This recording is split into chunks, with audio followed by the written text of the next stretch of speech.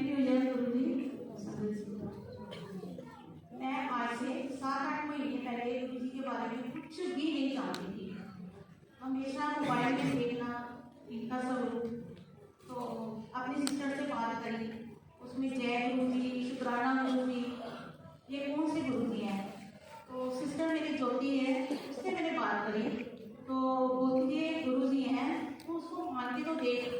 Actually मैं साईं बाबा को बहुत मानती थी, तो उसने बोला कि गुरु का एक ही है। चलो, फिर गुरु जी ने खुद आकर मुझे रात को दर्शन दिए। तो 7 जुलाई को इनका बर्थडे था गुरु जी का, मैं बटाला में आई थी। तो सेम गुरु जी ने वही चोला जो मुझे रात को दर्शन हुए, सेम गुरु जी ने वही चोला पहना हुआ था। तो उस सत्संग में मेरी फ्रेंड, मैं एयरफोर्स से बिलोंग करती थी, मेरी फ्रेंड मैं मैंगलोर से आई थी, तो बोलती दीदी एक बार आप मान के तो देखो। तो मेरा दिमाग में ये था कि अगर साईं बाबा को मैंने छोड़ा तो मुझे कुछ हो ना जाए। तो गुरु जी के बारे में ऐसे करते करते इनका प्रसाद चखा। प्रसाद चखने के बाद थोड़ी देर बाद मैं उसकी बस में आई थी। तो मैंने बस को जैसे ही हैंडल से पकड़ा तो मुझे राइट हैंड में बहुत दर्द हुई। तो मैंने अपने हस्बैंड को नहीं बताया, मुझे डांट पड़नी थी कि तू बस में क्यों गई, क्योंकि डॉक्टर जी ने मुझे मना किया हुआ था कि बस में सफर बिल्कुल मना था गया। चलो, दूसरी बार फिर ऐसे करते करते अमृतसर में था सत्संग, तो तब भी मैंने अटेंड किया। तो एड़ियों में खूब दर्द हुई मुझे। तो मैं सोचना कि ये क्या हो रहा है मेरे साथ, कि जब भी मैं सत्संग में जा रही हूँ कभी मेरी राइट हैंड में दर्द हो रहा है, कभी एड़ियों में दर्द हो रहा है।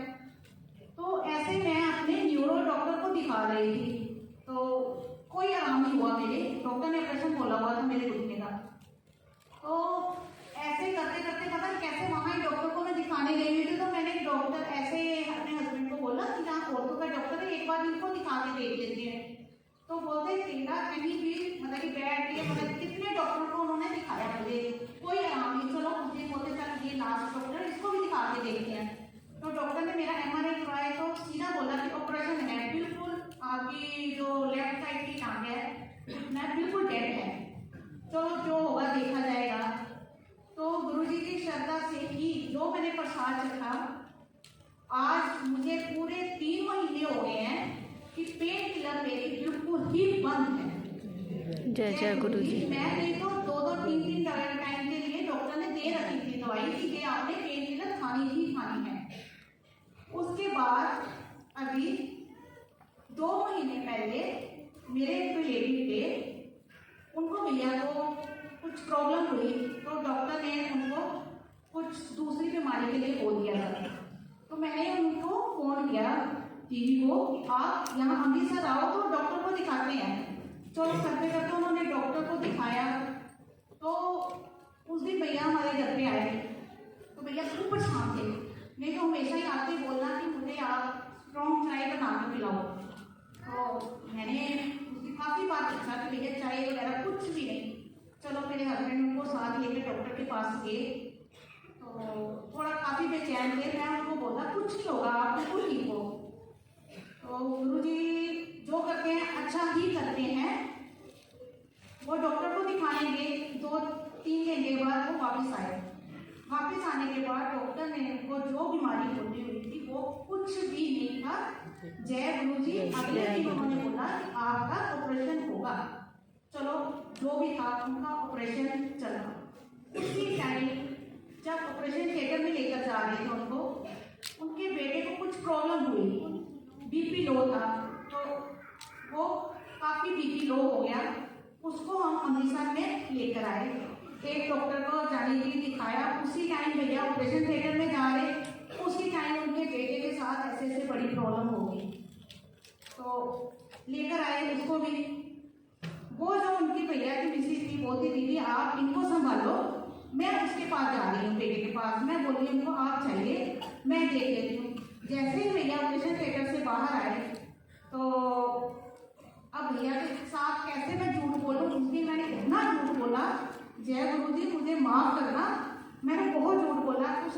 उन्होंने पूछा कि मेरी मिसेज कहाँ है। तो मैं बोली वो आ रही है, उनके सिर्फ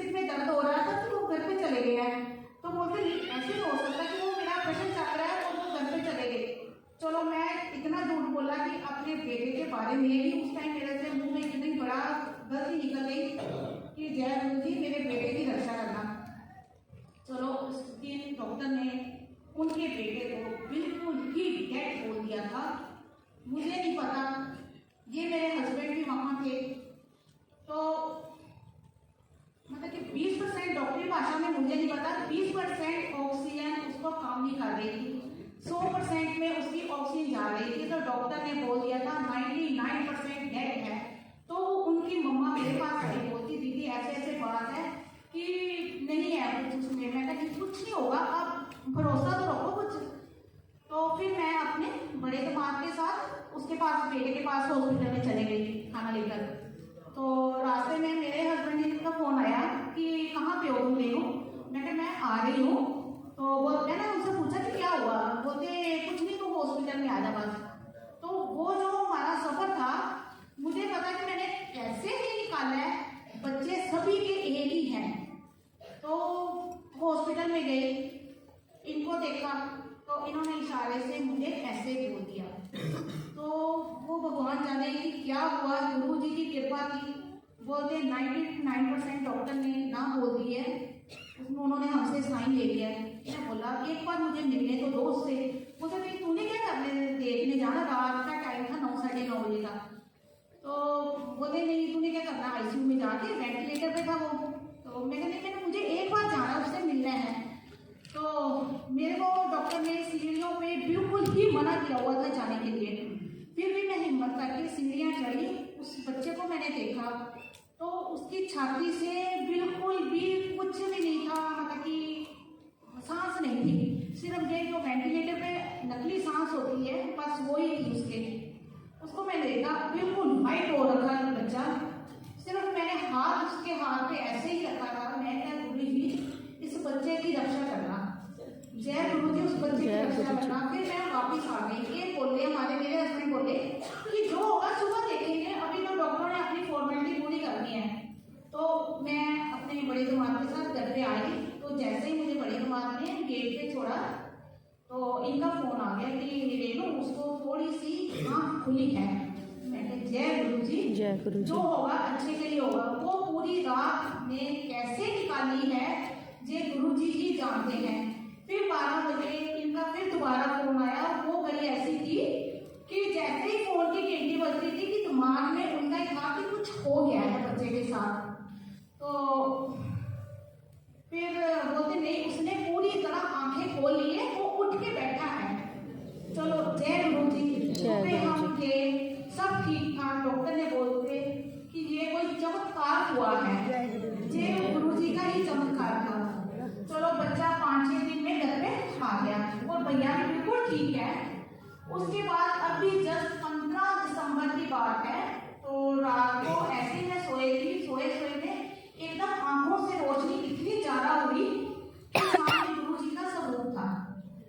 तो काफी स्वरूप में जितनी भी थे उनके स्वरूप में तो मुझे दिखाई दिए। मैं बोली पता नहीं, अगले दिन मैंने अपनी सिस्टर को फोन किया कि जो कि ऐसे ऐसे बात हुई है।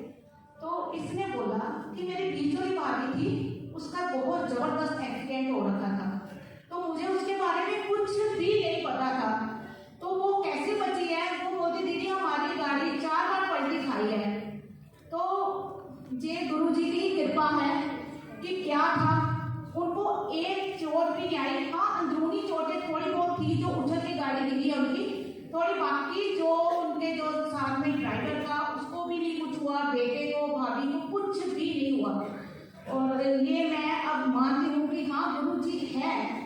गुरु जी जय गुरु जी, शुक्राना गुरु। जय